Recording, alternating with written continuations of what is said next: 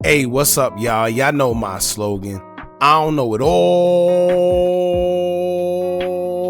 but I know what I've been through. Now, before we get into this video, make sure you check us out on Patreon at www.patreon.com/Hookah Anonymous _. You guys been telling us to create one for the longest, so we recently created a community where we will upload videos that we can't share on YouTube due to their guidelines. We'll also be dropping the latest to there first, behind the scenes information that you wouldn't find anywhere else on our socials. So make sure you become a member, and after you do that, head over to our official Instagram page at Hookah Anonymous _ and follow us there. Now without further ado, let's get into what you guys came here to see. Now, I don't know what's in the air, or maybe it's the weather, but it seems like everyone is taking these times to start airing each other out as it gets hotter and more BS is on the horizon. We just covered the whole situation between Tay Capone and 600 Buka that seemed to have came out of nowhere. But now we have another situation between Memo600, who's calling out OBlock as a whole for running on King Von the night he was shot unalive, and then he also called out OBlock BJ, calling him a rat for his body cam footage that went viral when he was arrested. Now Memo has insinuated that BJ was basically telling police how to do their job and seemed like he was dry snitching to get out of his jam. And of course BJ will respond as well to the claims of Memo calling him a rat, in which we'll get into later. Now interesting enough, Memo didn't just stop there, he will also mention OBlock Munna Duke along with Youngin, who both tragically passed away in May of last year. Now there's been many allegations about who did what to Duke and Youngin, and you've had people who even came out and owned up to it as well. However, Memo would basically say it indirectly who was involved and also troll OBlock about it, claiming that they still didn't get any get back for neither one of them. Now like I said earlier, I don't know whether it's the weather that got everyone acting crazy, but as y'all know, summertime is approaching. If y'all thought winter was something, imagine how it gets when you got guys actually outside, actually commuting, and more prone to being caught lacking by their ops. And these days, it's not even the ops that these guys gotta worry about. If anything, they have to worry about each other. If it ain't a backdoor situation going on, every other day it's a new person getting into it with people that they already know, and as they say, who needs enemies when you got friends like this? But anyway, we're going to get into everything, but before we do, make sure you hit that thumbs up button, hype the video so we can get into the algorithm, and if you not subscribed to the platform already, make sure you do so now. Let's get into it. Now as y'all know, the latest drama between Detroit rapper All-Star JR and Ben 10, where All-Star JR had been accused of shooting Ben 10 due to him and others trying to take his chain allegedly at the hands of J Prince Jr., who would instruct them to do so. Well, it's said that since the shooting, Ben 10 had been fighting for his life, where you have some people saying he survived, some saying he didn't, others saying he did but he's paralyzed, but others saying that now he's on life support. However it goes, Memo would troll OBlock and let them know that All-Star JR got get back before they even did for Little Tim taking the life of King Von. He would take to his IG story to say, quote, OBlock done let JR catch something before them. They need to stop claiming Von on LA. All that running on camera, embarrassing as hell. Now for y'all that don't know what he's referring to, if you remember the footage that came out the night King Von was shot and unalive, while Von was wrestling with Quando, he was by himself in the middle of the street while everyone he came with sat back and watched, and then he was shot multiple times in the process. Shout out to Muwap, who after the shots went off, at least he tried to break King Von free by punching Quando Rondo while he was trying to get King Von's chain from him as it appeared. The rest of everybody else, you can clearly see was standing by the door and stayed while everything was going on. Now in another story post, Memo will stay, quote, y'all ain't rich cause y'all ran on Von and left blood for dead. Don't y'all know the whole world saw that? Then he would make fun of them, basically saying that the only time they had anything new is the stuff that King Von bought for them. In another slide, he would stay, quote, I bought 6 chains, 5 watches, 8 rings, 3 homes, 4 cars with my own money. Von bought you ninjas chain 10 years ago. Y'all ain't had ish else since. That mean you stuck, little ninja. Laughing emoji. And then he made another interesting post speaking on Munna Duke and OBlock Youngin, as he would state, quote, and don't make me bring up Duke and Youngin, as he played DMG Little Deuce's song Footprints in the background. Now if you know the back and forth between the guys and what's going on, you should understand why that's prevalent, as when it comes to their deaths, a certain person or group has been accused, and I just leave it at that. Now here's where he would diss OBlock BJ and insinuate that he seemed like he was gonna tell. He would repost his body cam footage and caption it saying, quote, OBlock BJ ready to tell on phone him. Listen to him. On Steve, come on, man. Do you wish to answer any questions at this time? You do? Okay. See, right then and there, that's where you mess up. When they say, do you want to answer any questions at this time? No, because there's nothing to answer.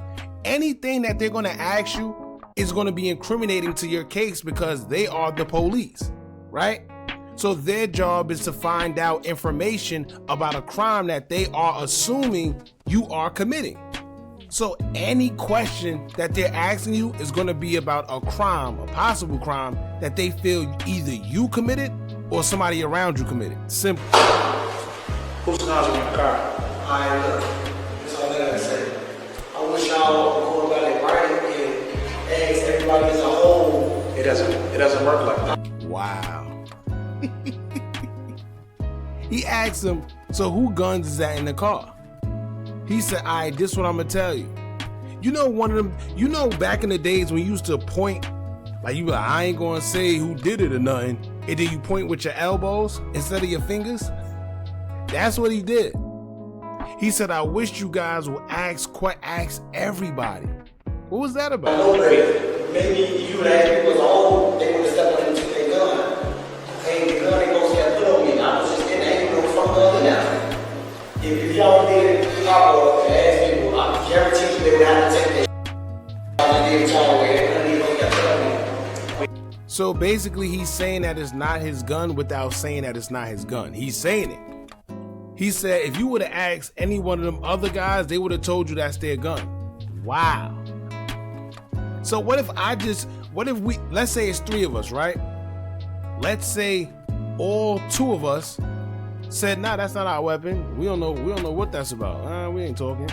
But then you say that they would tell you that that's theirs. So what if the cop came back and said, well, all right, so it's not yours. And you said that somebody's going to come up and say that it's theirs. Who is going to say that it's theirs? Because clearly you know, right? You ask everybody the same questions. So you don't know who gun it is. I don't think it ain't my gun. It ain't your gun. And if I was like the next people, I'm like, they're going to tell you. But They might claim their own gun. But you are aware of the gun. Guns in the I didn't car. know he was a gun. That's why I know they'll claim their gun. If I mean, who the fuck gun was this? So why didn't you ask him? Good question. You heard what the cop said? The cop said, all right, well, why didn't you ask him? You telling us to ask about who weapon it is, why you didn't ask? But once again, y'all, now, did he snitch technically? No, he didn't name anybody. He just said a little too much. And he's not the only one that does this. A lot of people get into these interrogation rooms or they get to the precinct and they say more than what they need to be saying, not knowing that it could be incriminating sometimes.